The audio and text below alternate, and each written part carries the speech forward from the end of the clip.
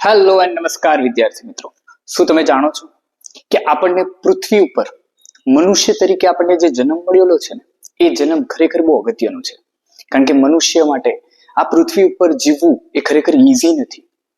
તમે જાણો જ છો કે આ પૃથ્વી ઉપર મનુષ્યને ટકાવી રાખવા માટે અનેક ઘણા ભંડારો છે. એમાંનું એક છે પાણી. આજે આપણે આ પાણીને લઈને જ એક પાઠ શીખવાનો છે અને એ શીખતા પહેલા આપણે કેટલાક ઇન્ટરેસ્ટિંગ ફેક્ટ જાણી લઈએ કે જે પાણીને લગતા છે. આ દુનિયા ઉપર જે પાણી છે એ પાણીમાં 97% ઓફ વોટર, કેટલા 97%, લગભગ 97% પાણી એ તમને ક્યાં જોવા મળે છે? તો કે સમુદ્રમાં જોવા મળે છે. અને એ 97% પાણી કેવું છે? That is too salty, not drinkable. એ પી શકાય એમ નથી, એટલું બધું સોલ્ટી છે. ઓનલી 3.5% વોટર કે જે ફ્રેશ વોટર છે, અને એમાં પણ થોડા ઘણા મહદ અંશે તમને મીઠું જોવા મળે છે. ખ્યાલ છે તમને? નહીં ખ્યાલ હોય.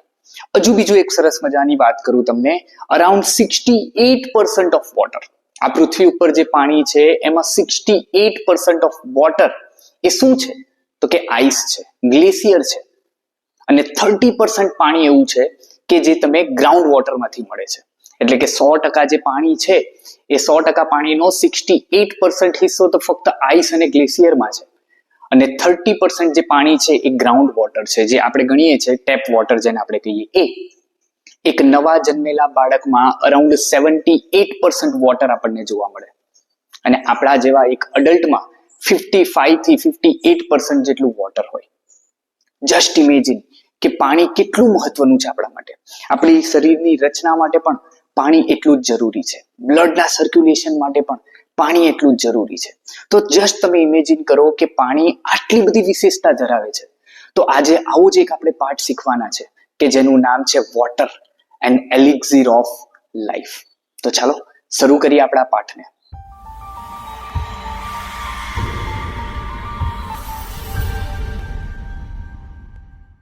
ઓકે, તો વિદ્યાર્થી મિત્રો, આપણા યુનિટ 9માં રીડ નંબર 1 આપણો છે water and elixir of life. હમણાં તમે ઘણી બધી વિશેષતા જાણી કે જે પાણીને લઈને હતી. હવે આ પાણી શા માટે આટલું બધું મહત્વનું છે એની વિશેષતા સમજાવતો આજે આપણે પાઠ શીખવાનો છે water and elixir of life. સમજો, એલિક્સિર, એલિક્સિરનો મતલબ શું થાય? તો કે અમૃત. એલિક્સિરનો મતલબ શું થાય? અમૃત. પાણી એ જીવનનું એક અમૃત છે. અને શા માટે અમૃત છે એના વિશેનો જ આ પાઠ આજે આપણે શીખવાના છે. ક્લિયર? તો ચાલો શરૂ કરીએ. સૌથી પહેલા આપણને શું કહે છે?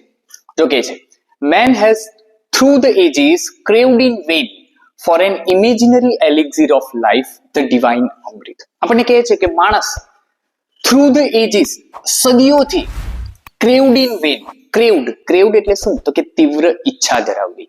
શેની તીવ્ર ઈચ્છા ધરાવે છે? જોજો, an imaginary elixir, Amrit, that is the divine અમૃત. તમને ખ્યાલ હોય તો સમુદ્ર મંથન થયું હતું ને સમુદ્ર મંથનમાં તમને ખ્યાલ છે ને કહાની સમુદ્ર મંથનની, કે જેના માટે જ મહાદેવને નીલકંઠ કહેવામાં આવે છે, હે ને? એ અમૃત, એની વાત ચાલે છે. એવી જ વસ્તુ અહીંયા બતાવે છે કે જે વર્ષોથી, સદીઓથી માણસ કે જેની તીવ્ર ઈચ્છા કરી રહ્યો છે એ અમૃત એ શું છે? તો કંઈ નથી બીજું. શું નથી? કંઈ નથી, but the true elixir of life lies near our hand. જે સાચું અમૃત છે એ સાચું અમૃત એ શું છે? તો કે આપણા હાથોમાં છે. આપણા હાથોમાં કયું અમૃત છે? તો કે for it is the commonest of all liquids, plain water. See, plain water, જે સાદું પાણી છે ને, બધા પ્રવાહીમાં commonest of all liquid, જો બધા પ્રવાહીમાં જે સૌથી કોમન છે એ છે સાદું પાણી. અને આ જ એક અમૃત છે. શા માટે અમૃત છે એના વિશે આપણે આગળ જાણીશું. I remember one day standing on the line which separates the Libyan desert from the valley of the Nile in Egypt. એક લેખક છે, એ લેખક કહે છે કે I remember one day, એક દિવસની વાત મને યાદ છે. હું ક્યાં ઊભો હતો? સ્ટેન્ડિંગ ઓન ધ લાઇન, એક એવી લાઈન ઉપર ઊભો હતો કે જે લાઈન શું કરે છે? સેપરેટ કરે છે, અલગ કરે છે. કોને અલગ કરે છે? The Libyan desert from the valley of Nile. Valley of Nile કે જે ઇજિપ્તમાં આવેલી છે. C, I'll show you. C, આ તમે જુઓ છો, આ છે વેલી ઓફ નાઇલ. આ જે નદી છે ને એ નદી શું છે? તો તો કે વેલી ઓફ નાઇલ. આ નાઇલ નદી છે. ક્લિયર? આ નાઇલ નદીની વાત કરે છે. જે લેખક છે એ લેખક કહે છે કે હું એક એવી જગ્યા ઉપર ઉભો હતો કે જે જગ્યાને લિબિયન ડેઝર્ટ થી અલગ કરી રહી હતી. વેલી ઓફ નાઇલ. તો આ વેલી ઓફ નાઇલ છે, આ નાઇલ નદી છે. જોજો હવે સમજો, આ નાઇલ નદી, આની એક બાજુ છે રેડ સી. શું છે? Red C. આ બાજુ તમને દેખાય છે ડેઝર્ટ્સ ઓફ લિબિયા. આ ડેઝર્ટ ઓફ લિબિયા છે, બરાબર? આ ઇજિપ્ત છે. સિમ્પલ, આ ઇજિપ્ત છે. હવે ઇજિપ્ત અને લિબિયન ડેઝર્ટને કોણ અલગ કરે છે? તો કે વેલી ઓફ નાઇલ. હે ને? આ વસ્તુ આપણને સમજાવે છે. હવે સમજો, હજુ આપણને શું કહેવા માંગે છે? એ શું કહે છે? I remember one day standing on the line which separates the Libyan desert from the valley of the Nile in Egypt. One side was visible sea of sand. Sea of sand. સમજો, sea of sand means શું? Desert. Sea of sand એટલે શું થાય? Desert. Without a patch of single or green or a single living thing. એક બાજુ એ જે વેલી of Nile છે એની એક બાજુ શું દેખાતું હતું? તો કે visible a send of C, એટલે કે એક મોટો એવું ડેઝર્ટ હતું, લિબિયન ડેઝર્ટ હતું કે જેમાં વિધાઉટ અ પેચ, પેચ એટલે કે ભૂમિનો કોઈ એવો ભાગ, of green or a single living thing, કે જે જગ્યા ઉપર કોઈ સજીવ વસ્તુ હતી નહીં, કોઈ સિંગલ ટ્રી હતું નહીં. On the other side lay one of the greatest, most fertile and densely populated areas teeming with life and vegetable. અને એની એક બાજુ જોઈ શકાય છે one of the, જો અહીંયા કહે છે on the other side, બીજી બાજુ one of the greatest, most fertile, fertile એટલે કે ફળદ્રુપ, and densely populated areas teeming with life and vegetation. Vegetation એટલે કે વનસ્પતિનું જીવન ત્યાં જોવા મળે છે. ઘણી બધી એવી વસ્તુ, મનુષ્ય જાત જોવા મળે છે કે જ્યાં ઘણા બધા લોકો રહે છે. કહેવાનો મતલબ ત્યાં ગ્રીનરી બહુ વધારે છે. તો આટલો બધો ડિફરન્સ શા માટે છે એવું અહીંયા આપણને સમજાવે છે. જોઈએ આગળ. What made this wonderful difference? આટલો મોટો ડિફરન્સ શા માટે અને કઈ રીતે, કોણ કરે છે આટલો મોટો difference? What made this wonderful difference? નદી પસાર થઈ રહી છે વચ્ચેથી, તો એને એક બાજુ તમને વેજીટેશન જોવા મળે છે અને બીજી બાજુ તમને કંઈ નથી જોવા મળતું, ડેઝર્ટ જોવા મળે છે. તો આવું શા માટે છે એ આપણને પ્રશ્ન પૂછે છે. Why it is the water of river Nile flowing down to the Mediterranean from its source? કહે છે આપણને શા માટે? It is the water of river Nile. એ નદી, નાઇલ નદીનું પાણી એ ત્યાંથી પસાર થઈ રહ્યું છે, ફ્લોઈંગ ડાઉન. ક્યાં જઈ રહ્યું છે? મેડિટેરિયન. મેડિટેરિયન સી છે, હે ને? એ મેડિટેરિયન સી ની વાત કરે છે પોતાના સ્ત્રોતથી. સમજાવું ફરીવાર. જો તમે અહીંયા તમને જોશો એટલે ખ્યાલ આવશે. આ જે રિવર છે એ રિવર ક્યાં જઈ રહી છે? તો કે મેડિટેરિયન સીમાં જઈ રહી છે. ક્યાં જઈ રહી છે? મેડિટેરિયન સીમાં. હવે પાણી વચ્ચેથી પસાર થઈ રહ્યું છે તો પાણીનો ઉપયોગ તો બધા કરી શકે ને? નદી છે, નદીનો ઉપયોગ બધા કરી શકે. તો આવું શા માટે છે કે એક બાજુ વનસ્પતિ જીવન છે, એક બાજુ સજીવ છે, એક બાજુ કંઈ નથી, ફક્ત ડેઝર્ટ છે? આટલો મોટો ડિફરન્સ શા માટે છે? તો એનો સરસ મજાનો જવાબ આપણને મળે છે. જોજો, જીઓલોજીસ્ટ ટેલ અસ that the entire soil of the Nile Valley is the creation of the river itself. આ બહુ હકીકત છે વિદ્યાર્થી મિત્રો. જીઓલોજીસ્ટ એટલે કોણ? તો કે ભૂસ્તરશાસ્ત્રી, એવા વૈજ્ઞાનિકો કે જે જમીનની તપાસ કરે છે, એવા જીઓલોજીસ્ટ કહે છે that the entire soil of the Nile Valley, Nile valley, valley એટલે ખીણ થાય, વેલી એટલે શું થાય? ખીણ. એ નાઇલની જે ખીણ છે એનું ક્રિએશન કોને કરેલું છે? તો કે રિવર ઇટસેલ્ફ. એ નદી જ છે, એ નાઇલ નદી જ છે કે જેને એન્ટાયર નાઇલ વેલીનું ક્રિએશન કરેલું છે. Clear? Egypt in fact was made by its river. અને હકીકતમાં તો જે ઇજિપ્ત શહેર છે એ ઇજિપ્ત શહેર એ કોના દ્વારા બનેલું છે? તો કે નાઇલ નદી છે એની જે માટી છે, એની જે સોઇલ છે એનાથી બનેલું છે. ઇજિપ્ત તમને ખ્યાલ હશે હે ને? પિરામિડ, ત્યાં તમને સરસ મજાના પિરામિડ જોવા મળે. એ ઇજિપ્તની વાત કરે છે. તો ઇજિપ્ત આટલું બધું વેજીટેશન ધરાવે છે, આટલા બધા સજીવ ધરાવે છે, તો લિબિયન ડેઝર્ટ કેમ છે? એ ફરક શા માટે છે? એ ફરક આપણે અહીંયા જાણવાનો છે. Its ancient civilization was created and is sustained by the life-giving water which comes down year after year with unfailing regularity. આપણને કહે છે કે ઇજિપ્ત શહેર કઈ રીતે બન્યું? તો કે ઇજિપ્ત શહેર બનવા પાછળનું રીઝન એ નાઇલ નદીની સોઇલ જ છે, માટી. એની માટી જ છે કે જેના દ્વારા ઇજિપ્તને બનાવવામાં આવેલું છે. હજુ કે છે ઇટ્સ એન્શિયન્ટ સિવિલાઇઝેશન, એટલે કે ઇજિપ્તની જે પ્રાચીન સંસ્કૃતિ હતી વોઝ ક્રિએટેડ એન્ડ સસ્ટેન્ડ, અને એને જાળવવામાં પણ આવી હતી. કોના દ્વારા? તો કે by the life giving water. એ જે નદીનું પાણી છે એ લાઈફ ગિવિંગ વોટર છે, એ હંમેશા આવતું રહે છે, which comes down year after year with unfailing regularity. Unfailing regularity. It means એ ક્યારેય પણ પોતાનો રસ્તો ચૂકતું નથી. ઓબ્વિયસ છે કે નદીનું પાણી છે, નદીનું પાણી ક્યારેય પોતાનો રસ્તો ચૂકે? નદીમાં પાણી હોય એટલે પાણી વહેતું જાય. ક્યાં સુધી વહેતું જાય? જ્યાં સુધી એને સમુદ્રમાં ના મળવાનું હોય ત્યાં સુધી વહેતું જાય.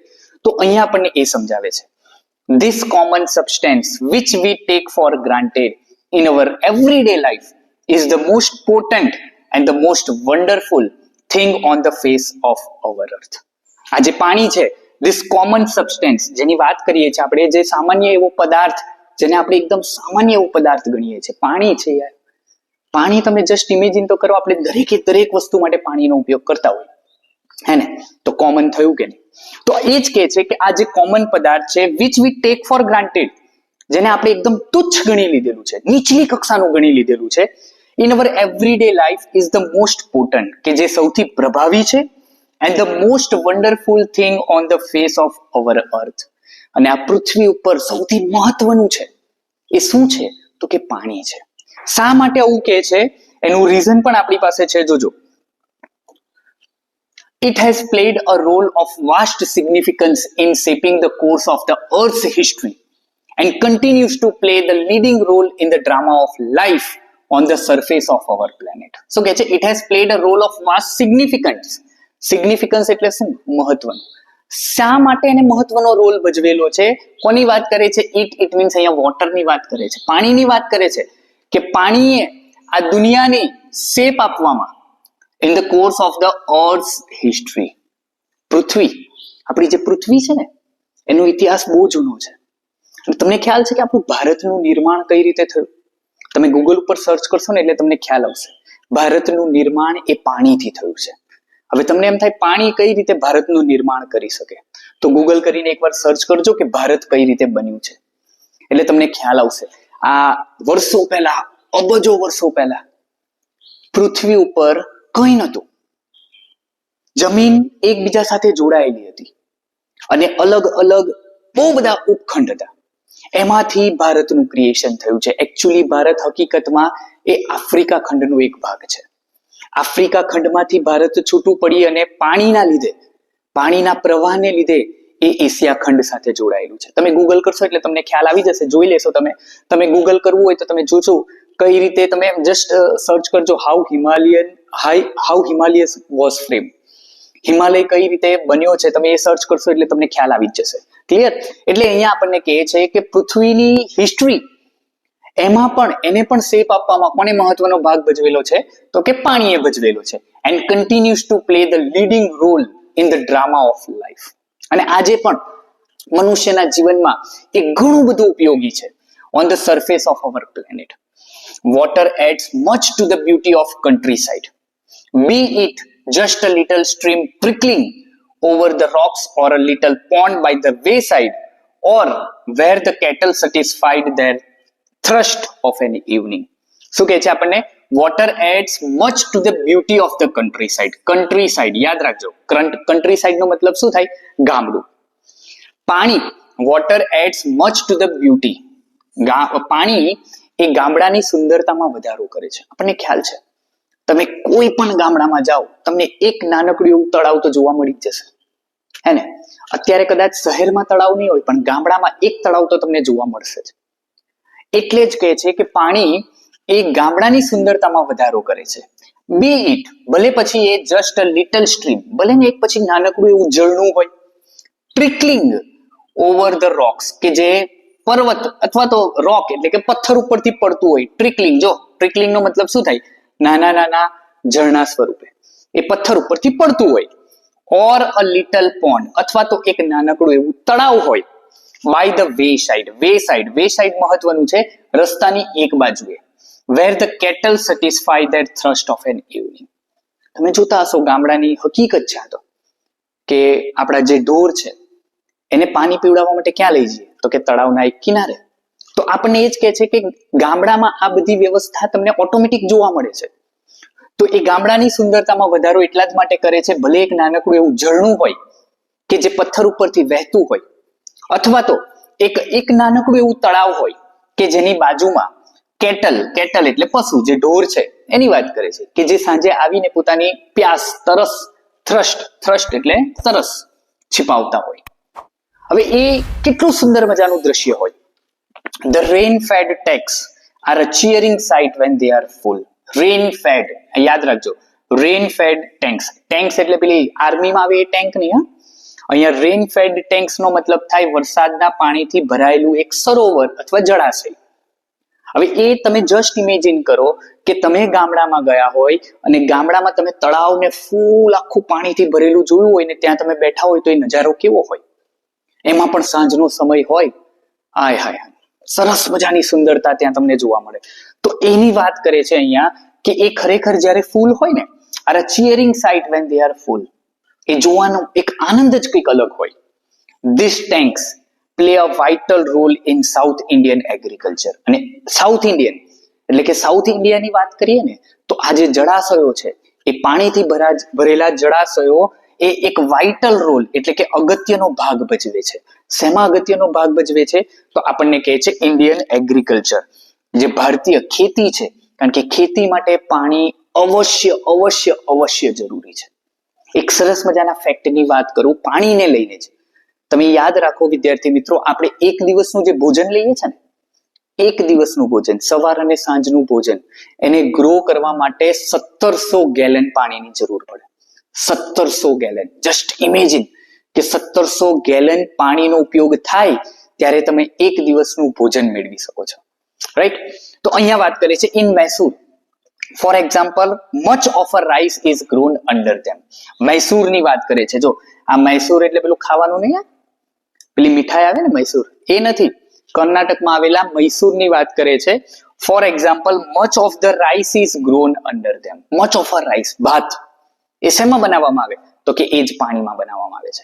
એક સરસ મજાનું આપણે ફેક્ટ પણ જોઈ લઈએ ભારતનું. જો અહીંયા તમને મૈસૂર જોવા મળે. શું? અહીંયા, રાઈટ? હવે આ જે નકશો મેં લીધેલો છે ને એ શેનો છે? તો કે વીટ વર્સિસ રાઈસ. આ જે વીટ છે, રાઈસ છે, આ બધો એરિયા એવો છે કે જ્યાં મેક્સિમમ તમને વીટ જોવા મળે, એટલે કે ઘઉંનું ઉત્પાદન થાય ભારતમાં. અને આ એરિયા એવો છે કે જ્યાં તમને રાઈસનું ઉત્પાદન વધારે મળશે. જો આખા ઇન્ડિયામાં રાઈસ, આટલી જગ્યા પર રાઈસ સૌથી વધારે થાય, અને એમાં પણ 92% અહીંયા જો આપેલું છે.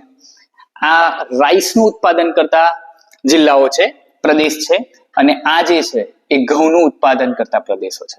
હવે આપણા ગુજરાતમાં પણ રાઈસનું ઉત્પાદન ઘણા ખરા અંશે થાય છે, બરોબર, પણ એટલું બધું નથી થતું જેટલું સાઉથ ઇન્ડિયન એગ્રીકલ્ચરમાં આપણને બતાવે છે, બરોબર? ક્લિયર? ચાલો આગળ જોઈએ.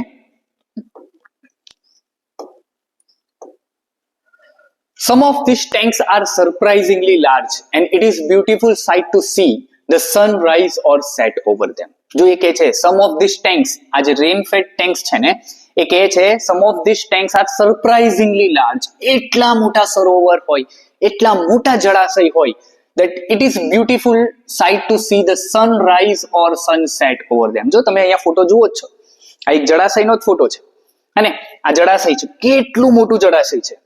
એના ઉપર સૂર્યોદય થતા આપણે જોયો હોય અથવા સૂર્યાસ્ત થતા જોયો હોય તો એ જગ્યા આપણને ખરેખર બહુ આનંદદાયક લાગે. Water in a landscape may be compared to the eyes in a human face.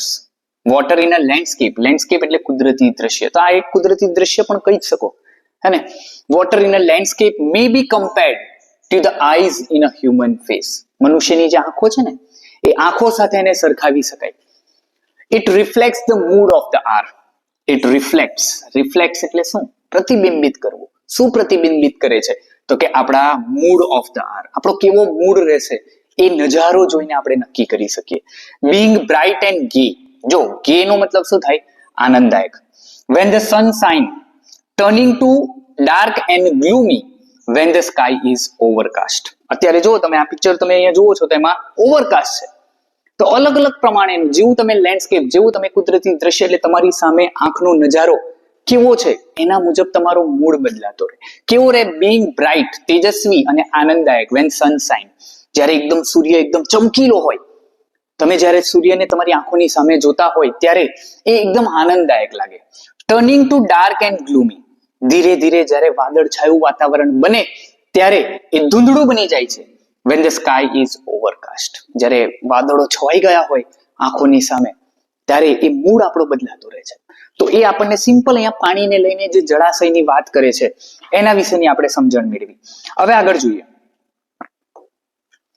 One of the most remarkable facts about water is its power to carry silt. આ સૌથી મહત્વનું, આપણે નાના ધોરણમાં પણ શીખેલા છે, હે ને? 6, 7, 8 ના સામાજિક વિજ્ઞાનમાં આપણે આ જ શીખેલા છે. અને એ જ વસ્તુ અહીંયા પણ આપણને કહે છે કે one of the most remarkable fact about water, પાણીને લઈને સૌથી મોટી હકીકત એ જ છે. એ શું છે? તો કે it's power to carry silt. એની પાસે એવી તાકાત છે કે પોતાની સાથે શું લઈને આવે છે? કાંપ લઈને આવે છે. નાઉ કાંપ, તમને ખ્યાલ છે વોટ ઇઝ? આ સિલ્ટ કોને કહેવાય શીખીશું આપણે આગળ. This is the origin of the characteristic color of the water in the rain-fed tanks. જે rain-fed tanks એટલે કે જે જળાશય છે એ જળાશયની અહીંયા વાત કરે છે. This is the origin of the characteristic color. Characteristic color એટલે એનો જે લાક્ષણિક રંગ છે એ લાક્ષણિક રંગની વાત કરે છે પાણીની. હવે નોર્મલી તમે જોવા જઈએ ને તો પાણી કેવું આવે? પાણી કયા કલરનું આવે? ઘણા બધા વિદ્યાર્થીઓ એમ કહે છે કે પાણી ભૂરા કલરનું આવે. કારણ કે આપણે પાણીને જ્યાં પણ જોયું છે, નદીમાં જોયું છે, સમુદ્રમાં જોયું છે, ત્યાં બ્લુ કલરનું જોયું છે. બટ એક હકીકત એ છે કે પાણીનો કોઈ કલર જ નથી. પાણીનો કલર કઈ રીતે બને છે એ અહીંયા આપણે સમજવાનું છે. જોજો અહીંયા કહે છે this is the origin of the characteristic colour of the water in the rain fed tanks. જે રેન જળાશયમાં જે પાણી આવે છે ને એ પાણીમાં શેનો કલર છે અથવા તો શું એડ થયેલું છે? તો કે સિલ્ટ એડ થયેલું છે. જળાશય જે છે એ જળાશય કઈ રીતે ભરાય? તો કે વરસાદના પાણીથી ભરાય, અથવા તો ગામડામાંથી વહેતું પાણી જે જળાશયમાં ભેગું થતું હોય એના લીધે ભરાય. આ બધામાં શું રહેલું છે? તો કે કાંપ રહેલો છે. શું રહેલું છે? કાંપ રહેલો છે. This color varies with the nature of the earth in the catchment area. જો અહીંયા કહે છે this color varies. Varies એટલે શું? બદલતા રહેવું, અલગ અલગ. with the nature of the earth. nature of the earth એટલે સમજો. તમને ખબર હશે કે માટી કેવા કેવા કલરની આવે? માટી કેવા કેવા કલરની આવે? આપણને ખ્યાલ છે માટી એક કાળી આવે, હે ને? કાળી માટી આવે, લાલ માટી આવે, બરોબર? આ સિમ્પલ વસ્તુ આપણે એમ સમજી લઈએ, લાલ માટી આવે, કાળી માટી આવે. આ સિમ્પલ છે, બરોબર? હવે હું જસ્ટ ઇમેજિન કરું કે એક ગામડું છે, એ ગામડામાં જમીન આખી લાલ જમીન છે, લાલ જમીન. હવે એ જગ્યા ઉપર જળાશય હશે તો એ જે પાણી છે એ પાણીમાં કાંપ શેનો હશે? લાલ માટીનો હશે.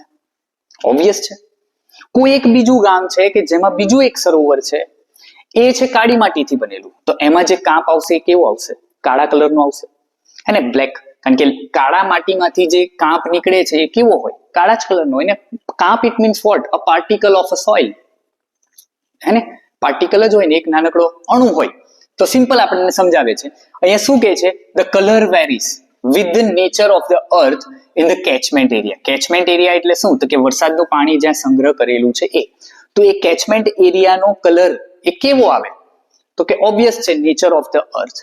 માટી કેવી છે એને અનુરૂપ એ catchment એરિયા હોય એનો કલર આવે. swiftly flowing water can carry very large and heavy particles. swiftly એટલે શું? તો કે ઝડપથી. flowing એટલે વહેવું. ઝડપથી જે પાણી વહે છે ને એ પાણીની વાત કરે છે. Can carry ફેરલી large and heavy particles. ઝડપથી વહેતું પાણી. ઝરણાનું પાણી તમે જોયું હશે કેવું ઝડપથી વહેતું હોય. એ ઝડપથી વહેતું પાણી એ પોતાની સાથે ઘણા મોટા અને ભારે એવા પાર્ટિકલ્સ લઈને આવે છે. Particles it means vote? હમણાં જ મેં તમને કીધું કે પદાર્થનો અતિ સૂક્ષ્મ કણ. અને સિલ્ટ એ શું છે? તો કે માટી જ છે, પરંતુ એનો એક નાનકડો કણ છે. તો એ ઝડપથી વહેતું જે પાણી છે એ પોતાની સાથે પ્રમાણમાં ઘણા મોટા અને ભારે એવા પાર્ટિકલ્સ લઈને આવે છે. ધ ફાઇનેસ્ટ પાર્ટિકલ, એમાંથી પણ સારામાં સારા જે પાર્ટિકલ્સ છે, જે સારામાં સારા કણ છે, however remain floating within the liquid in spite of their greater density. density એટલે એની ઘનતા. હવે ઘનતા તો તમે ગણિતમાં શીખ્યા જ હશો, હે ને? And carried two the greater distance અથવા ગ્રેટ ડિસ્ટન્સ. એ કહે છે કે ધ ફાઇનેસ્ટ પાર્ટિકલ, એ જે પાણી વહી રહ્યું છે એ વહી રહેલા પાણીમાં પણ જે સારા સારા પાર્ટિકલ્સ છે એ ભલે પછી અહીંયા કહે છે હાઉએવર રિમેન ફ્લોટિંગ, એ પાણીમાં તરતા હોય, ઉપરના તરફ તરતા હોય, within the liquid in spite of their greater density, એની ઘનતા ભારે હોય, પાર્ટિકલ્સ ભારે હોય, છતાં પણ સારા એવા જે પાર્ટિકલ્સ એટલે કે સારો એવો કાંપ હોય ને એ પાણીની ઉપર તરીને જતો હોય, ભલે એની ઘનતા વધારે છે છતાં પણ. And are carried to great distance, અને લાંબા અંતર સુધી એટલે કે જ્યાં સુધી એ જઈ શકે ત્યાં સુધી એ પહોંચી શકે એમ છે. Next, such particles are of course extremely small. એ કહે છે કે જે પાર્ટિકલ્સ છે, સારા એવા પાર્ટિકલ્સ જે છે એ ખરેખર કેવા હોય છે? એક્સ્ટ્રીમલી સ્મોલ, બહુ ઝીણા હોય, બહુ નાના હોય. But their number is also great and very large amount of solid matter can be transported in this way. એ સારા એવા જે પાર્ટિકલ્સ છે, જે સારું એવું સિલ્ટ છે, એ પ્રમાણમાં બહુ નાનું હોય, એકદમ નાનો પાર્ટિકલ હોય, પરંતુ અહીંયા કહે છે કે but there number are also great, પરંતુ એ ઘણા બધા એક સાથે હોય, ઘણા બધા લાખો કરોડો એક સાથે હોય, અને એટલા જ માટે કહે છે very large amount of solid matter can be transported in this way. આ પ્રમાણે એક પછી એક જગ્યા ઉપરથી એ અલગ અલગ જગ્યા ઉપર જાય છે. The colour of a water changes successively from muddy, red or brown of silt through varying shades of yellow and green finally to the blue of the deep sea. હવે જોજો અહીંયા આપણને સમજાવે છે કે તમે જે પાણીનો કલર જોવો છો ને એ પાણીનો કલર કઈ રીતે બદલાય છે. તો અહીંયા આપણને કહે છે the colour of a water, જે પાણીનો કલર છે એ કઈ રીતે ચેન્જ થાય છે?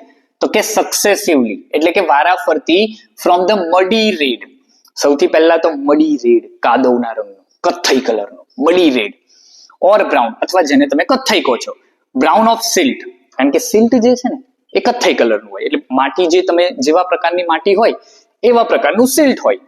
Through varying shades of yellow, green and finally to the blue to the deep sea. અને જ્યારે છેલ્લે સમુદ્રમાં મળે છે ત્યારે સમુદ્રમાં એનો કલર તમે કેવો જોઈ શકો છો? બ્લુ. સમુદ્રમાં એનો બ્લુ કલર એટલા માટે છે કારણ કે આસમાનનું પ્રતિબિંબ એમાં પડતું હોય, એટલા માટે તમને એમ લાગે કે કેવું છે? બ્લુ છે. Such land consisting as it does of finely divided matter is usually very fertile. Fertile નો મતલબ શું થાય? તો કે ફળદ્રુપ. એ કહે છે such land, આવી જે જમીન છે, consisting as it does of finely divided matter, અલગ અલગ પ્રકારની માટી, અલગ અલગ પ્રકારનો સિલ્ટ, અલગ અલગ પ્રકારનો કાંપ જે જમીનમાં વહે છે અથવા જે જમીનમાં રહે છે, is usually very fertile. એટલે કે હવે સિમ્પલ સમજો ને કે આપણું જે ગામડું છે એ ગામડામાં જે જળાશય છે, એ જે જળાશય, સિમ્પલ આ જળાશય છે, તો એ જળાશયની આજુબાજુનો જે ભાગ છે, એ જળાશયની આજુબાજુનો ભાગ જેવા કલરની માટી હશે એ પાણીમાં એવા જ કલરની માટી એડ થશે, હે ને? પછી આ જળાશયનું પાણી આપણે કોઈ બીજી જગ્યા ઉપર લઈ લઈએ, ક્લિયર? તો આનો જે કાંપ છે એ ક્યાં આવવાનો છે? તો કે આપણી જમીનમાં આવવાનો છે, ક્લિયર? તો કે એ ફળદ્રુપતા આપણે લઈએ છીએ, પાણી તો લઈએ છીએ પણ પાણીની અંદર જે કાંપ રહેલો છે એ પણ આપણા જમીન પાકને ઉછેરવા માટે જરૂરી છે. એટલા માટે કહે છે કે જેવી આવી જે જમીન છે કે જેમાં અલગ અલગ પ્રકારના કાંપ ભેગા થાય, એ જમીન કેવી છે? તો કે સૌથી વધારે ફર્ટાઇલ છે. હવે આગળનો એક પ્રશ્ન આપણને કહે છે, ચાલો પાણીને લઈને આપણે ઘણી બધી હકીકત જાણી તો લીધી, પરંતુ હવે પાણીને લઈને જે પ્રશ્ન છે એના વિશેની પણ વાત કરીએ. Soil erosion is a major problem in countries like India. Soil erosion એ તમને ખ્યાલ હશે, જમીનનું ધોવાણ. ભારત જેવો જે દેશ છે એ ભારત જેવા દેશમાં જમીનનું ધોવાણ એ સૌથી મોટો પ્રશ્ન છે, સૌથી મોટો, હે ને? Major problem in India. હવે જમીનનું ધોવાણ શા માટે અને કઈ રીતે? તો એનું રીઝન આપે છે આપણને, જોજો. It occurs when the top layer of the soil is washed away in successive steps by the action of water. આવું ક્યારે બને? તો કે it occurs એટલે કે બનવું. આવું ક્યારે બને? એટલે કે જમીનનું ધોવાણ ક્યારે થાય? તો કે જ્યારે ટોપ લેયર, જમીનનું જે ઉપલું પડ છે, of the soil is washed away in a successive step. Successive એટલે વારાફરતી એક પછી એક જ્યારે જમીનનું પડ ધોવાતું જાય એને આપણે કહીએ છીએ સોઇલ ઇરોઝન. તમે અહીંયા જુઓ, તમે આ ફોટા જુઓ છો, આ સોઇલ ઇરોઝનના ફોટા છે. સિમ્પલ તમે સમજો કે જમીન અહીંયા સુધી હતી, જુઓ છે અહીંયા સુધી, વારાફરતી પાણી આવતું જાય, પોતાની સાથે શું લેતું જાય? કાંપ લેતું જાય, એટલે ખાડો પડતો જાય. જો પહેલા આટલો, પછી અહીંયાથી પાણી જાય તો આટલો બધો છે. સેમ વસ્તુ અહીંયા ટોપ લેયર છે જમીનનું, ધીરે ધીરે અહીંયાથી પાણી વહેતું જાય તો જો કેવું થઈ જાય, તો એ અહીંયા સમજાવે છે. It is mainly cause by sudden burst. આવું ક્યારે થાય? આ જે ચિત્ર તમે જુઓ છો એ અચાનક ક્યારે થાય? આટલું બધું ટોપ લેયર કઈ રીતે વહી જાય? તો કે it is mainly cause by sudden burst of water. એટલે શું? તો કે વરસાદનું એકાએક તૂટી પડવું. તમે જોયું હશે અચાનક ધોધમાર વરસાદ પડી જાય, અને એ ધોધમાર વરસાદ પડવાને લીધે પાણીનું જે જમીનનું જે ઉપલું પડ છે એ જેવું એના ઉપર પાણીનું બુંદ પડે એટલે એ જમીન ઉખડે. એટલા જ માટે કહે છે of heavy rainfall. The slope of the land, removal of the natural protective coat of vegetation, the rut along which water can flow rapidly, and the absence of any checks to prevent the flow of water. બહુ બધા reason છે. કોઈ એક reason આપણે ના આપી શકીએ કે જમીનનું ધોવાણ આ રીતે થાય છે. આપણને ઘણા બધા રીઝન આપે છે. It is mainly cause by sudden burst of heavy rainfall. અચાનક વરસાદ પડી જાય તો જમીનનું પડ ધોવાઈ જાય. The slope of a land, જોજો સમજો, આ સ્લોપ ઓફ અ લેન્ડ. ક્યારેક વરસાદ પડે તો વરસાદનું પાણી આમ થોડું જવાનું છે, વરસાદનું પાણી આમ જાય ને, હે ને? તો જ્યાં તમને સ્લોપ મળે ત્યાં પાણી જાય, અને જેમ પાણી વહેતું જાય એમ પોતાની સાથે કાંપ લેતું જાય, તો એ જગ્યા કેવી કરતી જાય? સ્લોપ થતી જાય, ખાડો પાડતી જાય. Removal of a natural protective coat. Removal, કાઢી નાખવું. નેચરલ પ્રોટેક્ટિવ કોટ એટલે કયો? તો કે ઝાડ, વૃક્ષ. જો અહીંયા કે છે રક્ષણાત્મક આવરણ કયું છે? Of vegetation. તમે પાણી, આપણને આ શીખવાડેલું હશે કે પાણી એ રોકે કોણ? તો કે વૃક્ષ રોકે. તમે વૃક્ષ જ નહીં હોય તો એ જગ્યા ઉપર પાણી રોકાવાનું નથી, એટલે જમીનનું ધોવાણ એની સાથે થાય છે. એ કહે છે કે removal of natural protective coat of vegetation, the ruts along which water can flow rapidly. Ruts પડી ગયા હોય, આને રટ્સ કહેવાય. જો છે અહીંયાથી પાણી આવે એટલે સીધું નીકળતું જ જાય, એને કોઈ વસ્તુની જરૂર પડવાની નથી. તો એ જે ચીલો પડી ગયો છે એને આપણે રટ્સ કહીએ. along which water can flow rapidly and the absence of any checks to prevent the flow of water. પાણીનો જે વહેણ છે એને અટકાવવા માટે કોઈ છે નહીં રક્ષણાત્મક આવરણ, જેને આપણે ડેમ કહીએ. આપણે પાણીને અટકાવવા માટે કંઈક બનાવીએ, હે ને? તો એ અહીંયા કહે છે the absence of any checks. Checks એટલે શું? તો કે dam. to prevent the flow of water. એ ફ્લો ઓફ વોટર ને અટકાવવા માટે જે વસ્તુ જરૂરી છે એ નથી, એટલા માટે જમીનનું ધોવાણ થાય છે. ક્લિયર? આગળ. It can be checked using various preventive measures like the terracing of land. જો અહીંયા કહે છે જમીનનું ધોવાણ આપણે કઈ રીતે અટકાવી શકીએ? તો કે it can be checked. કઈ રીતે અટકાવાય? તો યુઝિંગ વેરિયસ પ્રિવેન્ટિવ મેઝર, કેટલાક રક્ષણાત્મક પગલા ભરી અને આપણે જમીનનું ધોવાણ અટકાવી શકીએ છીએ. લાઈક કયું? તો કે ટેરેસિંગ ઓફ લેન્ડ. ટેરેસિંગ ઓફ લેન્ડ એટલે શું? તો કે જમીનને સમતલ બનાવવી. જમીનને જ્યારે તમે સમતલ બનાવી દો ત્યારે એ જમીનનું ધોવાણ છે એ અટકે. The construction of bunds. બંડ્સનો મતલબ અહીંયા આપણને આપેલો છે ડેમ. ડેમનું નિર્માણ કરવું. To check the flow of water and planting of appropriate types of vegetation. અને ત્રીજું આપણને શું કહે છે? જો ત્રણ વસ્તુ આપણને સિમ્પલ સમજાવી છે. સૌથી પહેલું કહે છે ટેરેસિંગ ઓફ લેન્ડ, જમીનને સમતલ બનાવો તો જમીનનું ધોવાણ અટકશે. સેકન્ડ કહે છે કન્સ્ટ્રક્શન ઓફ બંડ, એટલે કે ડેમ બનાવો જેથી કરીને પાણીને અટકાવી શકાશે, અથવા તો planting of appropriate types of vegetation. Appropriate types of vegetation કીધું. વેજીટેશન એટલે વૃક્ષ જ થાય, પરંતુ અપ્રોપ્રિએટ એટલે યોગ્ય પ્રકારના. યોગ્ય પ્રકારના એટલે સિમ્પલ સમજો, પાણીને અટકાવવા માટે નાનકડી વેલ વાવી દઈએ તો પાણી અટકે? ના અટકે. એના માટે જેનું થડ જે જાડું હોય એવા વૃક્ષ વાવવા જોઈએ. જેથી કરીને જમીનનું ધોવાણ અટકાવી શકે. નાનકડી એવી વેલ વાવી દેશો તો એનાથી અટકવાનું નથી. અને મેંગ્રોવ્સ, તમને કદાચ ખ્યાલ હશે, mangroves that is the most effective way પાણીને બચાવવા માટેનો. Clear?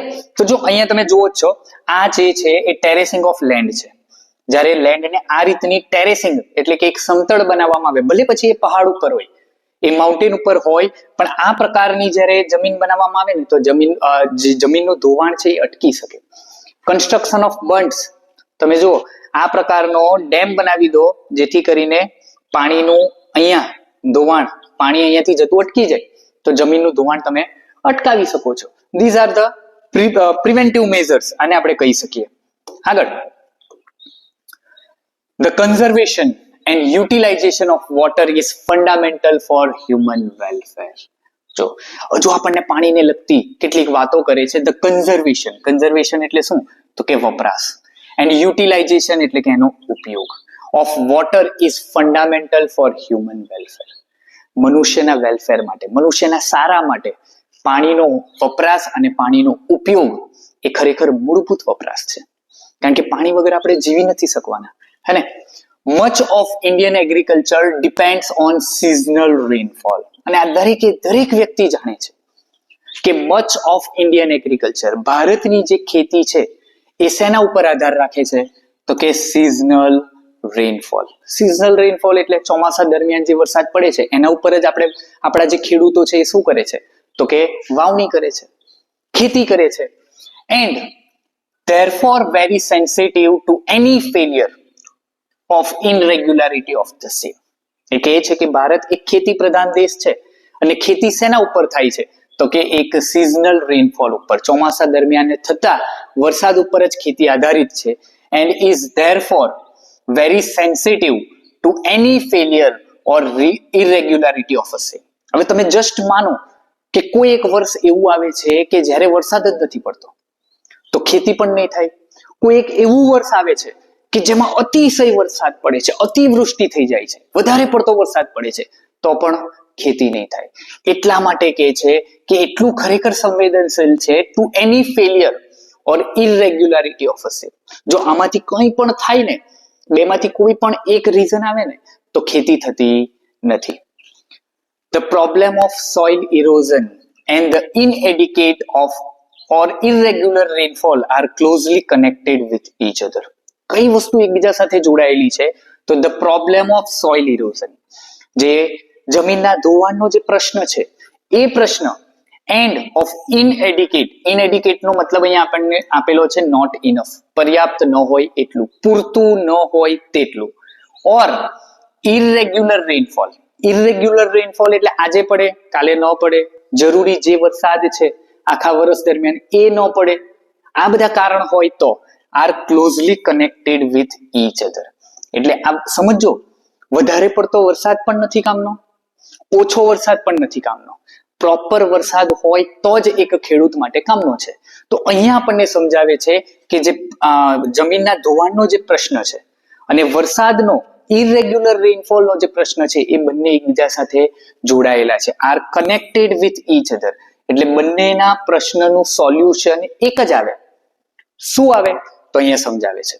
It is clear that the adoption of techniques preventing soil erosion would also help to conserve and keep the water where it is wanted.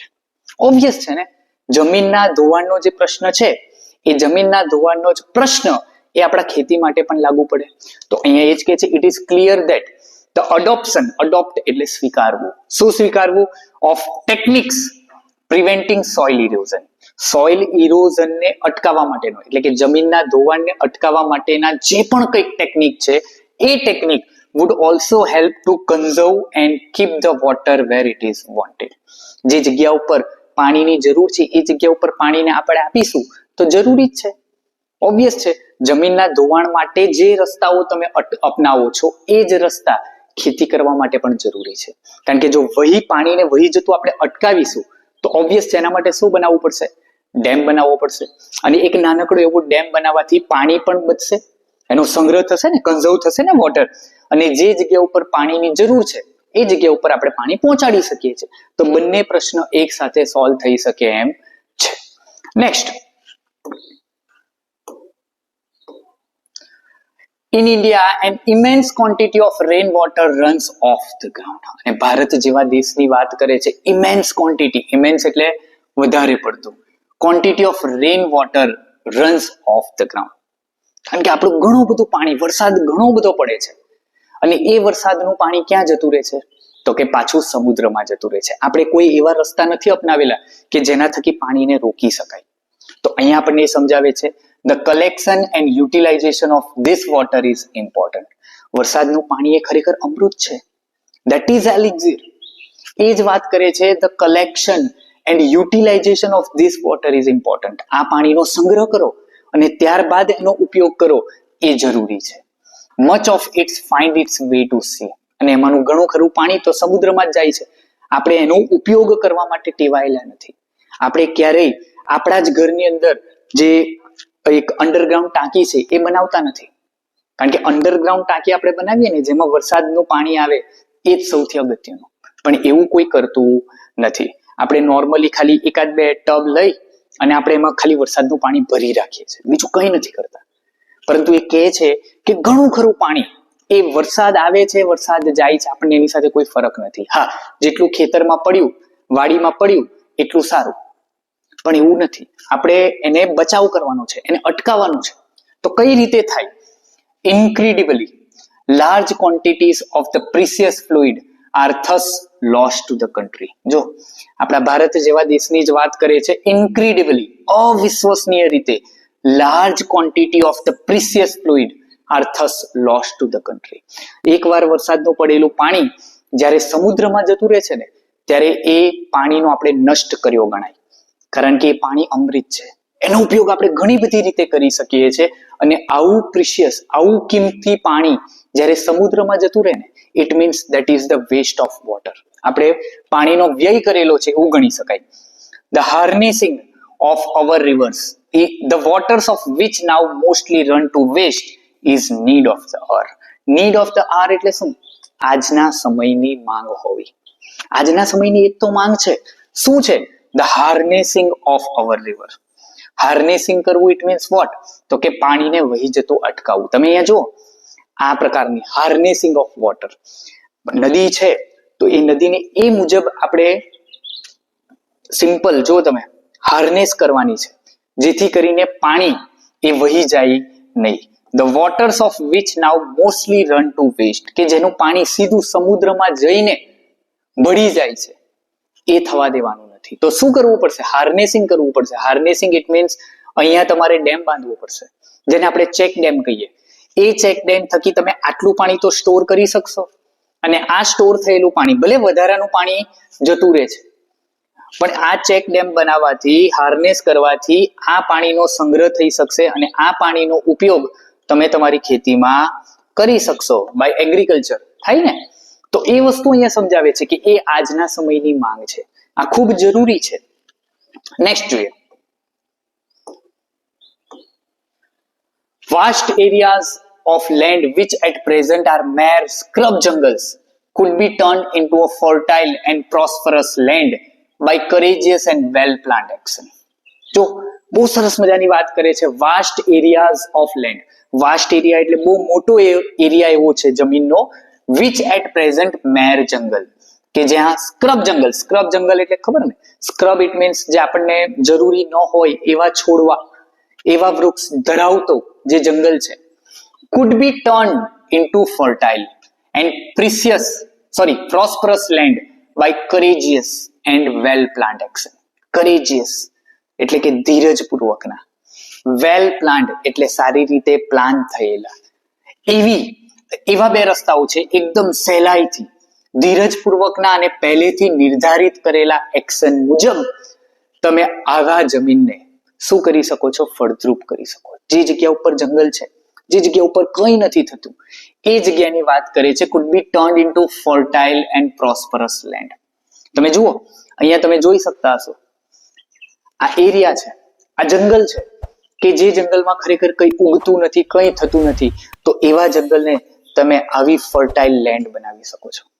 એને એકવાર ખેડી નાખવાની છે, અને ખેડ્યા બાદ જો ભલે પછી એ ઊંચી નીચી હોય એની સાથે કોઈ પ્રશ્ન નથી, પરંતુ આવા જંગલને જ્યારે તમે આવી ટેરેસિંગ ઓફ લેન્ડ કરી દો સરસ મજાની, તો એમાં તમે ઘણું બધું ઉગાવી શકો છો. Closely connected with the conservation of water supply is the problem of afforestation. જો તમે ડિફોરેસ્ટ્રેશન શબ્દ સાંભળેલો હશે, એનાથી ઉલટું ડિફોરેસ્ટ્રેશન એટલે જમીન જે વૃક્ષને કાપી નાખે છે એને આપણે ડિફોરેસ્ટ્રેશન કહીએ. એફોરેસ્ટ્રેશન એટલે વનીકરણ. ઇટ મીન્સ વૃક્ષોને વાવવાની વાત કરે છે. Closely connected with the conservation of water. પાણીનો જે સંગ્રહ છે એ કઈ રીતે થાય? તો કે water supply is the problem of afforestation, વનીકરણ.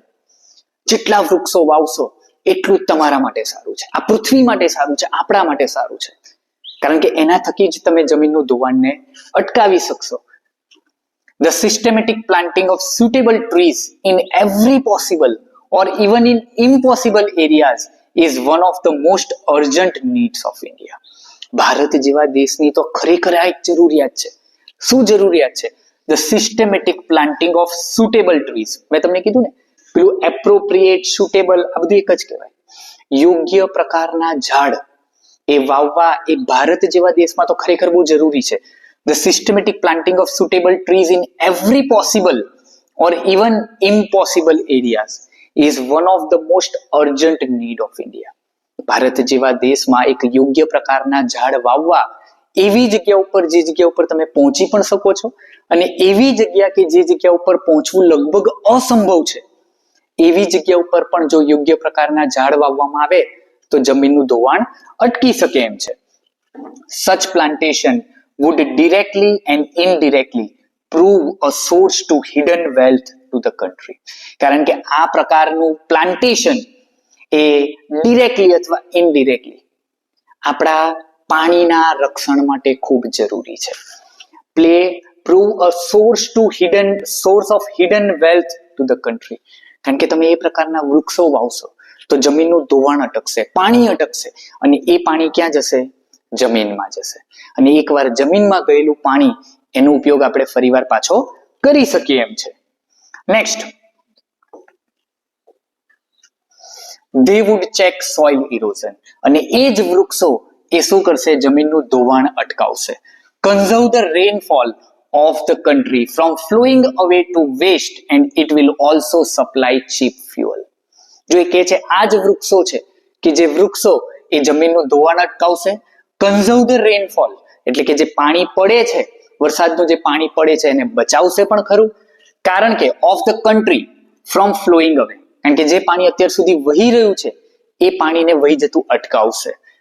And it will also supply cheap fuel. Cheap fuel, જ્યારે વૃક્ષ એકદમ તમે એમ સમજો ને, એમાંથી ચીપ ફ્યુઅલ એટલે કે ઈંધણ આપણને મળે, લાકડા મળે, અને એ લાકડા એ ખરેખર બહુ ચીપ, કેરોસીન, પેટ્રોલ આ બધા કરતા તો એકદમ સસ્તા છે, તો તમને એમાં પણ એ ઉપયોગમાં આવી શકે એમ છે. ધ ચીપેસ્ટ ફોર્મ, જો હવે નેક્સ્ટ વસ્તુ આપણને વાત કરે છે, the cheapest form of internal transport in a country is by boats and barges through canals and rivers. Internal ટ્રાન્સપોર્ટની વાત કરે છે, અને ચીપેસ્ટ એટલે સૌથી સસ્તું. The cheapest form of internal transport in a country is boats and barges. Obvious છે ને, નદી છે, કેનાલ છે, એમાં જો તમે આને બાર્જ કહેવાય. Barge it means vote? આ કેનાલ છે. તમે સુએઝ કેનાલ વિશે સાંભળ્યું છે? સુએઝ કેનાલ આપણે આ વાત કરી ને, ઇજિપ્તમાં જ આવેલી છે સુએઝ કેનાલ. બહુ મોટી એવી મેન મેડ કેનાલ છે જે મેડિટેરિયન સી અને રેડ સી ના પાણીને ભેગું કરે છે, અને એમાંથી રસ્તો બનાવેલો છે. તો એ જ વસ્તુ કહે છે આપણને, the cheapest form of internal. કોઈ એક વસ્તુને, કોઈ એક સામાનને બીજી જગ્યા ઉપર લઈ જવા માટે સૌથી સારામાં સારો અને ચીપેસ્ટ વે કયો છે? તો કે બોટ્સ અથવા બાર્જીસ. બાર્જીસ નો મતલબ શું થાય? તો કે માલ સામાન લઈ જતી બોટ. તમે જોયા હશે આવા મોટા મોટા કન્ટેનર લઈ જતા જહાજો, એ સમુદ્રમાંથી જ જાય ને, હે ને? એ સૌથી ઈઝી છે, થ્રુ કેનાલ્સ એન્ડ બોટ્સ. હવે આ જે વે ઓફ ટ્રાન્સપોર્ટેશન એટલે કે એક જગ્યા ઉપરથી બીજી જગ્યા ઉપર લઈ જવાનો જે માલ સામાન લઈ જવાનો જે રસ્તો છે એ સૌથી ચીપ છે. પણ આજકાલ તમે જુઓ, તમને કોઈ યાદ છે કોઈ એવો નેશનલ હાઈવે? હા, તમને નેશનલ હાઈવે ઘણા બધા યાદ હશે. નેશનલ હાઈવે તમને ઘણા બધા યાદ હશે.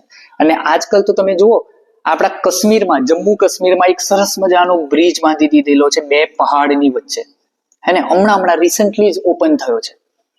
તો તમે જોયું હશે કે રેલવે એ પોતાનું એક્સપાન્શન કરે છે. નેશનલ હાઈવે એ ઘણા બધા એક્સપ્રેસ હાઈવે બનાવી રહ્યું છે. પણ તમે ક્યારે એવું સાંભળ્યું કે આપણા ભારતમાં સમુદ્રમાં નેશનલ હાઈવે બન્યો, સમુદ્રમાં હાઈવે બનેલો હોય? ઘણા બધા વોટરવેઝ છે, યાદ રાખજો. જો એના વિશેની આપણે માહિતી મેળવીએ. જો અહીંયા કહે છે, we hear much about programs of rail and road construction, but far too little about the development of waterways in India. આપણે ભારતમાં, આખા દુનિયામાં, ભારતની એકલી વાત નથી, આખા દુનિયાની જ વાત છે. we hear much about programs of rail and road construction. Rail construction છે, રોડ કન્સ્ટ્રક્શન છે, એના વિશે તો ઘણું સાંભળ્યું હશે, but far too little about the development of waterways in India. Bharat જેવા દેશમાં વોટરવેઝ તમને ભાગ્યે જોવા મળશે. ભારતમાં આંતરરાષ્ટ્રીય વોટરવે છે, તમને કદાચ ખ્યાલ નહીં હોય, પણ એ ભારતમાં આંતરરાષ્ટ્રીય વોટરવે પણ છે. આપણે તો ઇન્ટરનલ વોટરવે ની વાત કરીએ છીએ કે જેમાંથી આપણે એક જગ્યાએથી બીજી જગ્યા ઉપર જઈ શકાય, હે ને. અત્યારે તમે જુઓ આપણા ભારતમાં છે ક્યાંથી ક્યાં સુધી, તો કે સુરત થી લઈ અને ઘોઘા સુધીને છે જ. આ ક્યાં આવ્યું ખબર છે? ઘોઘા ભાવનગરમાં. ભાવનગર થી સુરતની વચ્ચે એક રોરો ફેરી ચાલી રહી છે. એ ઇન્ટરનલ ટ્રાન્સપોર્ટ જ કહેવાય, એક જગ્યાએથી બીજી જગ્યા ઉપર લઈ જવાય એને. Then again, the harnessing of water supplies make possible the development of hydroelectric power. જો તમે અહીંયા રહી ગયું, વોટરવેઝ છે, રોડવેઝ છે, જો તમે ઘણા બધા બ્રિજ બની રહ્યા છે, ઘણા બધા રસ્તાઓ બની રહ્યા છે, પણ કોઈ જગ્યા ઉપર પાણી ઉપર એટલે કે વોટરવેઝ બનાવ્યો હોય એવું આપણને ખ્યાલ નથી, હે ને. Then again, the harnessing of water supply makes possible the development of hydroelectric power. જ્યારે તમે હાર્નેસિંગ, આપણે આવ્યું ને હાર્નેસિંગ ઓફ રિવર, તો એ જ રીતે જ્યારે આપણને એ પણ ખ્યાલ છે, હા, જો એ તો તમને કહેવાનું કે આપણા નર્મદા નદી ઉપર ડેમ બનેલો છે, ખ્યાલ છે ને, નર્મદા ડેમ, સરદાર સરોવર, એ જ છે હાર્નેસિંગ ઓફ રિવર. એ જે ડેમ બનાવેલો છે, એ ડેમ શું છે, તો કે એ ડેમમાંથી આપણે શું ઉત્પન્ન કરી શકીએ? Hydro electric power. જળ વિદ્યુત એટલે કે એનાથી જળ વિદ્યુતથી પેદા થતી ઉર્જા, ઇલેક્ટ્રિસિટી જનરેટ કરી શકીએ છીએ આવા મોટા પ્લાન્ટ નાખીને, આવા મોટા ડેમ બનાવીને. તો શા માટે ન કરાય? આપણા ભારત જેવા દેશમાં તો ઘણી બધી નદીઓ છે, અને એ બધી નદીના પાણીને જો રોકીને આવા ડેમ બનાવવામાં આવે તો એનાથી ઉત્પન્ન થતી ઉર્જા એટલે કે ઇલેક્ટ્રિસિટી એ આખા દેશને ચલાવવા માટે જરૂરી છે. This would improve the rural life, અને આમ કરવાથી જે ગ્રામ્ય જીવન છે એ ઇમ્પ્રુવ થશે, અને એની ઇકોનોમી એટલે કે એનું અર્થતંત્ર એ ઇમ્પ્રુવ થશે. And help in tapping the ground water resource to the greater એક્સટેન્સ.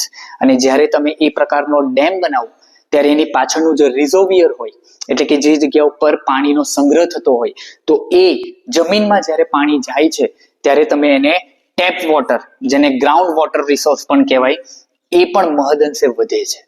તો એક જગ્યા ઉપર ડેમ બનાવવાથી કેટલા બધા ફાયદા છે, તો એ આપણે કરી શકીએ છીએ. અને આમ કરવાથી, પાણીને અટકાવવાથી ઘણા બધા ફાયદા પણ થઈ શકે એમ છે. Next, water is the basis of all life. જો આ એકદમ સત્ય હકીકત આપણને કહે છે, water is the basis of all life. દરેક સજીવ માટે પાણી અત્યંત જરૂરી છે. Every animal and every plant consist a sustainable proportion of free or combined water in its body, and fluid is an essential part in all physiological activities.